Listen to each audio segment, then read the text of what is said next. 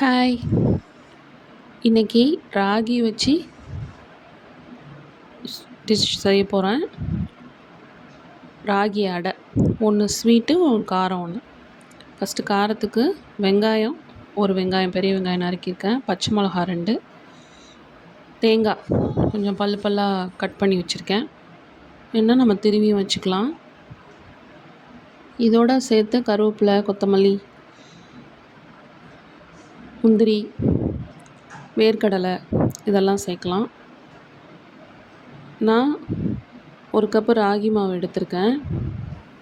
அதில் தேவையான அளவு உப்பு போட்டுட்டு, அதுக்கப்புறம் நம்ம நறுக்கி வச்சுருக்க பச்சை மிளகா, தேங்காய், வெங்காயம் இதை ஆட் பண்ணுறேன். ஆல்ரெடி ஒரு கை அளவுக்கு நான் ஸ்வீட் கார்ன் வேக வச்சு எடுத்து வச்சுருக்கேன். அதையும் இதோட சேர்க்க போகிறேன். வேர்க்கடலை பொடி பண்ணி போடலாம், வறுத்த வேர்க்கடலை. இல்லை அப்படியே முழுசாகவும் போடலாம், அதுவும் ரொம்ப நல்லாயிருக்கும்.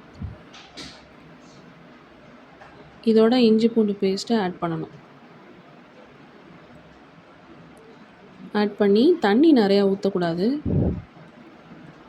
இப்போ நான் ஆட் பண்ணியிருக்கிறதுக்கு ஒரு அரை கப்பு தண்ணி ஊற்றினாலே போதும். ரொம்ப தண்ணி ஆயிடுச்சுன்னா அடை ஊற்ற வராது, பிஞ்சிரும். தோசைக்கல்லில் ஊற்றும் போதே பிஞ்சு வந்துடும். அதனால் கொஞ்சம் கெட்டியாக நான் கையாலே தட்டுற பதத்துக்கு தான் கரைச்சிருக்கேன். இன்னும் கொஞ்சம் வேணுனாலும் நீங்கள் தண்ணி ஊற்றிக்கலாம். தோசைக்கல்லில் நான் கொஞ்சம் சின்னதாக தான் ஊற்றிருக்கேன். தோசைக்கல்லில் மாவு ஊற்றிட்டு எண்ணெய் ஊற்றிடணும். சுற்றி கொஞ்சம் நின்று பொறுமையாக வேக வைக்கணும், மீடியம் ஃப்ளேமில். இல்லைன்னா கருப்பாயிடும், கருகிரும். திருப்பி போட்டால் இந்த மாதிரி இருக்கும். அவ்வளோதான், அதை எடுத்துட வேண்டியதான். அடுத்து இனிப்புக்கு ஒரு கப்பு ராகி மாவோட நான் பனங்கற்கண்டு பொடி பண்ணி வச்சுருக்கேன். அந்த பவுடரை, பனங்கற்கண்டு பவுடர் ஒரு 4 ஸ்பூன் போட்டுட்டு, உப்பு கொஞ்சம் போட்டுட்டு, ஏலக்காய் 2. இதுக்கும் தண்ணி கம்மியாக ஊற்றணும். நல்லா கெட்டியான தோசை மாவு பார்த்து கரைச்சிக்கணும். அரை கப்பு தண்ணி ஊற்றி கரைச்சிட்டு, இதுவும் அதே மாதிரி தான். நம்ம பனங்கற்கண்டுக்கு பதிலாக வெல்லம் போடலாம், நாட்டு சர்க்கரை. வெல்லம்னா நம்ம ஆல்ரெடி தண்ணியில் கரைச்சி வச்சுட்டு வடிகட்டிட்டு அந்த தண்ணியை ஊற்றலாம். வேர்க்கடலை பொடி பண்ணி போடலாம். முந்திரி, பாதாம், ட்ரை கிரேப்ஸ் எதுனாலும் போட்டு அதையும் மிக்ஸ் பண்ணி ஊற்றலாம். இது ஸ்வீட் வந்து பசங்களுக்காக செஞ்சது, காரம் எனக்கு. பசங்க அதெல்லாம் வேணான்ட்டாங்க, நட்ஸ்லாம். அதனால் சிம்பிளாக தான் செய்கிறேன். இந்த மாதிரி கரைச்சிக்கணும். ரொம்ப தண்ணியாக கரைச்சிட்டிங்கன்னா கல்லில் ஊற்ற வராது, பிஞ்சிரும். ஊற்றும் போதும் பீஸாக வந்துடும், கருகிரும் கூட. மீடியம் ஃப்ளேமில் வச்சு தான் ஊற்றணும். ஏலக்காய் போட்டு மிக்ஸ் பண்ணிட்டேன். 2 ஏலக்காய் தட்டி போட்டாச்சு. இது அப்படியே கல் சூடானோன்னே மாவை ஊற்றி, நான் சின்னதாக தான் ஊற்றுவேன், அப்போ தான் பிஞ்சு போகாது, நல்லா வேகும் அப்படின்ட்டு சின்னதாக தான் ஊற்றுவேன், சின்ன சைஸாக. அதில் ஸ்வீட்டுக்கு மட்டும் நெய் ஊற்றி அடை எடுப்பேன். ஸ்வீட் ராகி அடைக்கு நெய் ஊற்றினா ரொம்ப அந்த ஃப்ளேவர் நல்லாயிருக்கும். மீடியம் ஃப்ளேமில் வச்சு வேக வைக்கணும். கார அடைக்கு தேங்காய் சட்னி ரொம்ப நல்லாயிருக்கும், வேர்க்கடலை சட்னி நல்லாயிருக்கும். நல்ல ஃபில்லிங்காக இருக்கும் இது காலையில் சாப்பிட்டா.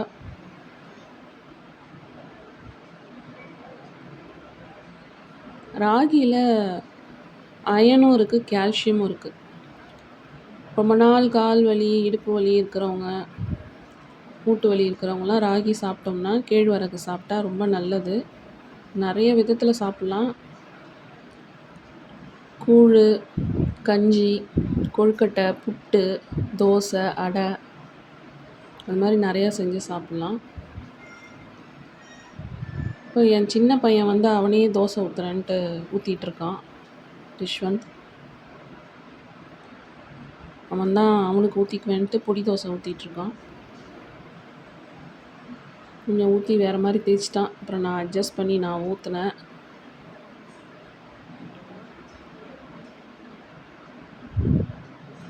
இழுத்து விட்டுட்டான் பெருசாக. அதில் அப்புறம் திருப்பி நான் மாவு ஊற்றி எண்ணெய் ஊற்றி வேக வச்சு எடுத்தாச்சு. பொடி போட்டு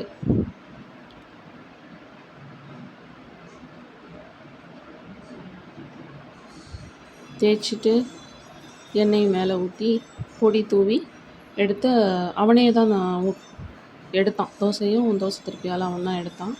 கொஞ்சம் சின்ன சின்ன ஹெல்ப்லாம் பண்ணுவான். அதான் பண்ணிகிட்ருக்கான் யஷ்வந்த். கேழ்வரகு ஸ்வீட் தோசை வந்து பெரிய பையனுக்கு, அவனுக்கு ரொம்ப பிடிக்கும். இது அவன் தான் எடுக்கிறான், ரிஷ்வந்த் தான் எடுக்கிறான்.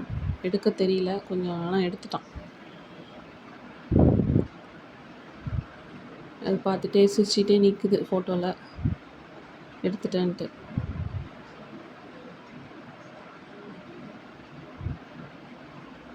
ராகியில் நிறைய பெனிஃபிட்ஸ் இருக்குது. ஃபஸ்ட்டு வீனிங், அதாவது தாய்ப்பால் கொடுத்ததுக்கப்புறமா சாலிட் ஃபுட் ஸ்டார்ட் பண்ணுறது நம்ம சைட்லாம் ராகி தான் கூழாக கொடுப்பாங்க. அது வெயிட் கெயினுக்கும் யூஸ் ஆகும், சுகர் கண்ட்ரோல் பண்ணவும் யூஸ் ஆகும். ராகி வந்து வாரத்தில் அட்லீஸ்ட் 2 நாளாவது நம்ம சாப்பிட்றது நல்லது. நிறைய எடுத்துக்கக்கூடாது, வெயிட் ஏறும். டயட்டில் வெயிட் கண்ட்ரோல் பண்ணுறோம் அப்படிங்கிறவங்க ராகியை கொஞ்சம் கண்ட்ரோல் பண்ணி எடுத்துக்கலாம். ஹெல்த்தியான ரெசிபி, அடல்ட்ஸு, சில்ட்ரன், பெரியவங்க, குழந்தைங்க எல்லோரும் எடுத்துக்கலாம். பிடிச்சிருக்குன்னு நினைக்கிறேன். சப்ஸ்கிரைப் பண்ணுங்கள் சேனலை, லைக் பண்ணுங்கள், கமெண்ட் பண்ணுங்கள், ஷேர் பண்ணுங்கள்.